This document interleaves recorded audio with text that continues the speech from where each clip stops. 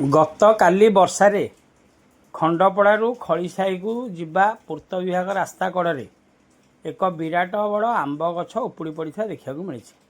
ସୌଭାଗ୍ୟବଶତଃ ଏହା ରାସ୍ତା ଉପରେ ନ ପଡ଼ି ପାର୍ଶ୍ୱରେ ଥିବା ବିଲ ଉପରେ ଖସି ପଡ଼ିଛି, ନଚେତ୍ ଏକ ଅଘଟଣ ଘଟିବାର ବହୁ ସମ୍ଭାବନା ରହିଥିଲା।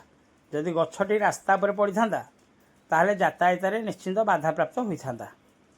ଏହିପରି ଭାବେ ଖଣ୍ଡପଡ଼ା ସହରରେ ବିଭିନ୍ନ ଜାଗାରେ ବିରାଟ ବଡ଼ ବଡ଼ ଗଛ ଉପୁଡ଼ି ପଡ଼ି ରାସ୍ତା ପାର୍ଶ୍ୱରେ ପଡ଼ି ରହିଛି, ଯାହାକୁ ଖଣ୍ଡପଡ଼ା ପୂର୍ତ୍ତ ବିଭାଗ ପକ୍ଷରୁ ସଫା କରାଯାଉ ନାହିଁ।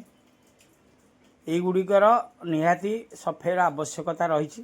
ତେଣୁ ଏ ଭିଡ଼ିଓ ମାଧ୍ୟମରେ ଖଣ୍ଡପଡ଼ା ପୂର୍ତ୍ତ ବିଭାଗ ଅଧିକାରୀଙ୍କୁ ଅନୁରୋଧ, ପୂର୍ତ୍ତ ବିଭାଗ ପକ୍ଷରୁ ଏହି ରାସ୍ତା କଡ଼ରେ ପୂର୍ବରୁ ଉପୁଡ଼ି ପଡ଼ିଥିବା ଏବଂ ଗତକାଲି ଉପୁଡ଼ି ପଡ଼ିଥିବା ଗଛଗୁଡ଼ିକୁ ସଫା କରାଗଲେ ଭଲ ପଦକ୍ଷେପ ହୁଅନ୍ତା।